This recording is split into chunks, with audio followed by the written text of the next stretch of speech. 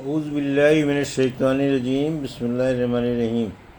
الحمد للہ رب العالمین، والصلاة والسلام علی سید المرسلین و خاتم النبیین، اما بعد۔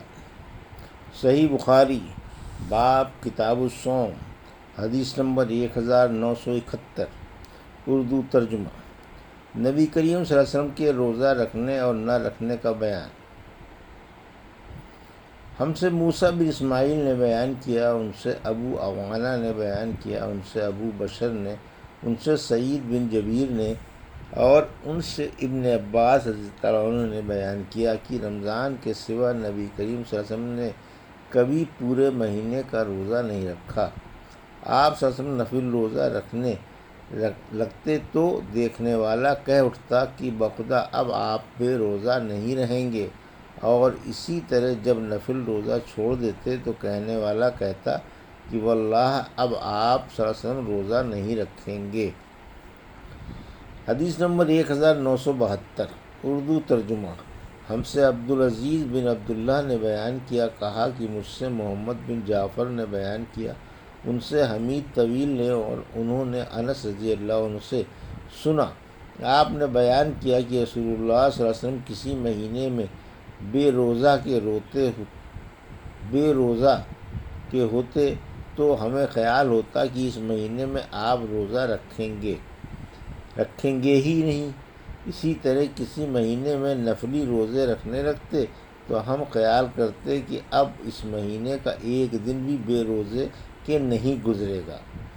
جو جب بھی چاہتا انس صلی اللہ علیہ وسلم کو رات میں نماز پڑھتے دیکھ سکتا تھا، اور جب بھی چاہتا ہو سوتا ہوا بھی دیکھ سکتا۔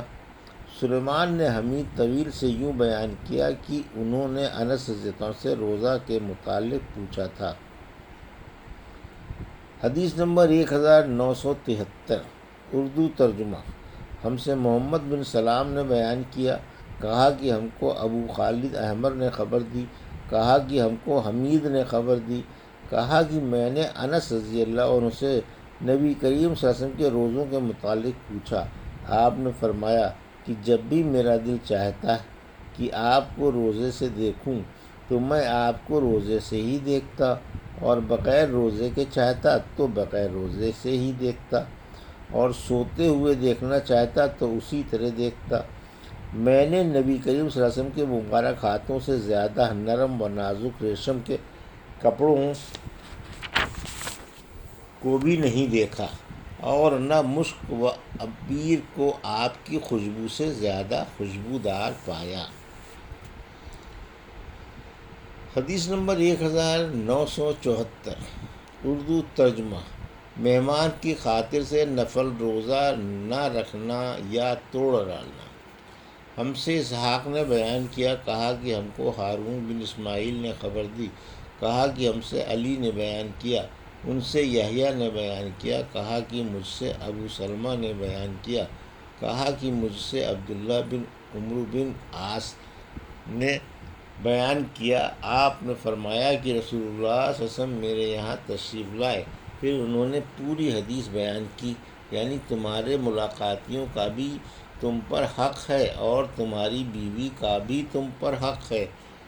اس پر میں نے پوچھا، اور داؤد علیہ السلام کا روزہ کیسا تھا؟ تو آپ صلی اللہ علیہ وسلم نے فرمایا کہ ایک دن روزہ رکھنا اور ایک دن بے روزہ رہنا صوم داؤدی ہے۔ حدیث نمبر 1975، اردو ترجمہ۔ روزے میں جسم کا حق۔ ہم سے ابن مقاتل نے بیان کیا، انہوں نے کہا کہ ہم کو عبداللہ نے خبر دی، انہوں نے کہا کہ ہم کو اوزاعی نے خبر دی، انہوں نے کہا کہ مجھ سے یحییٰ بن ابی کثیر نے بیان کیا، انہوں نے کہا کہ مجھ سے ابو سلمہ بن عبد الرحمن نے بیان کیا، انہوں نے کہا کہ مجھ سے عبداللہ بن عمر بن عاص رضی اللہ عنہ نے بیان کیا کہ مجھ سے رسول اللہ صلی اللہ علیہ وسلم نے فرمایا، عبداللہ کیا یہ خبر صحیح ہے کہ تم دن میں تو روزہ رکھتے ہو اور ساری رات نماز پڑھتے ہو؟ میں نے عرض کی صحیح ہے یا رسول اللہ۔ آپ نے فرمایا کہ ایسا نہ کرو، روزہ بھی رکھ اور بے روزہ بھی رہ، نماز بھی پڑھ اور سو بھی۔ کیونکہ تمہارے جسم کا بھی تم پر حق ہے، تمہاری آنکھوں کا بھی تم پر حق ہے، تمہاری بیوی کا بھی تم پر حق ہے، اور تم سے ملاقات کرنے والوں کا بھی تم پر حق ہے۔ بس یہی کافی ہے کہ ہر مہینے میں 3 دن روزے رکھ لیا کرو، کیونکہ ہر نیکی کا بدلہ 10 گنا ملے گا، اور اس طرح یہ ساری عمر کا روزہ ہو جائے گا۔ لیکن میں نے اپنے پر سختی چاہی تو مجھ پر سختی کر دی گئی۔ میں نے عرض کی، یا رسول اللہ، میں اپنے میں قوت پاتا ہوں۔ اس پر آپ نے فرمایا کہ پھر اللہ کے نبی داؤد علیہ السلام کا روزہ رکھ اور اس کے آگے نہ بڑھ۔ میں نے پوچھا، اللہ کے نبی داؤد علیہ السلام کا روزہ کیا تھا؟ آپ صلی اللہ علیہ وسلم نے فرمایا، 1 دن روزہ رکھتے اور 1 دن بے روزہ رہا کرتے تھے۔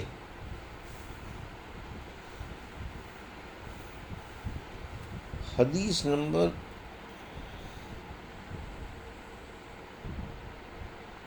عبداللہ رضی اللہ تعالیٰ بعد میں جب ضعیف ہو گئے تو کہا کرتے تھے، کاش میں رسول اللہ صلی اللہ علیہ وسلم کی دی ہوئی نصیحت مان لیتا۔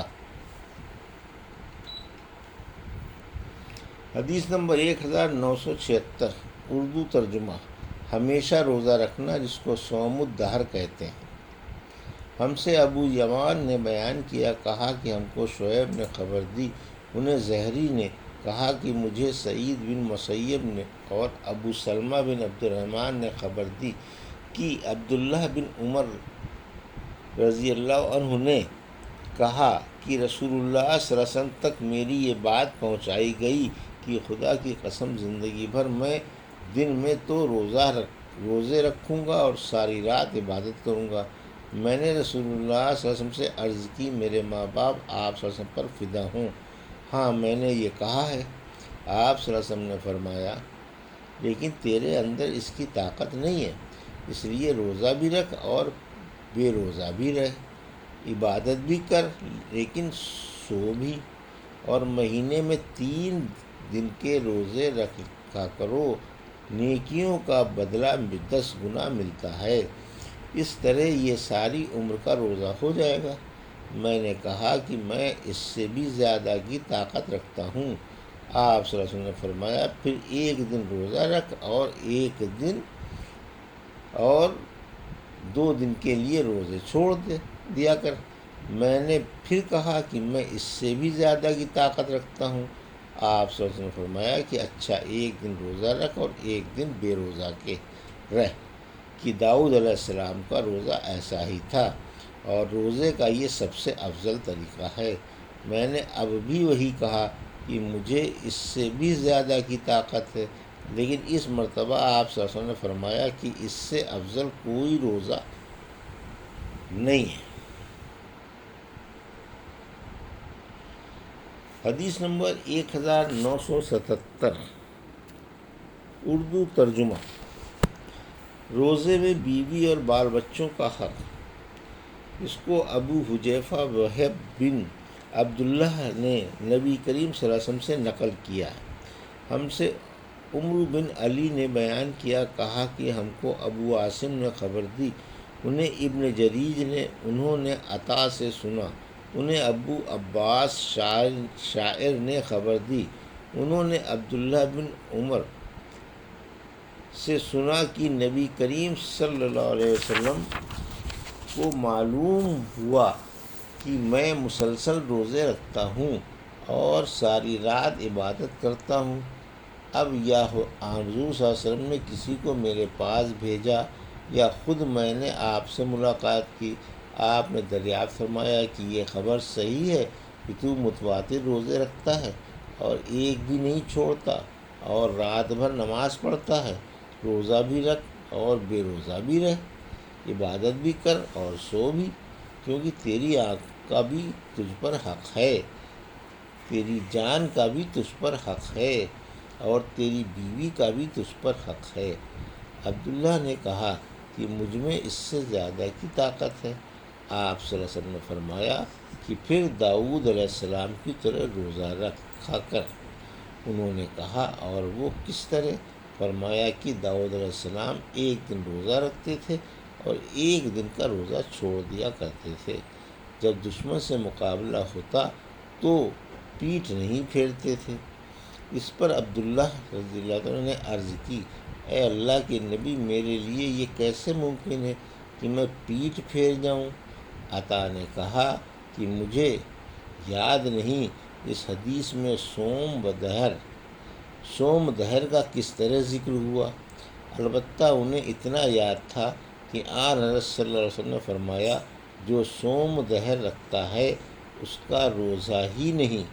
2 مرتبہ آپ صلی اللہ علیہ وسلم نے یہی فرمایا۔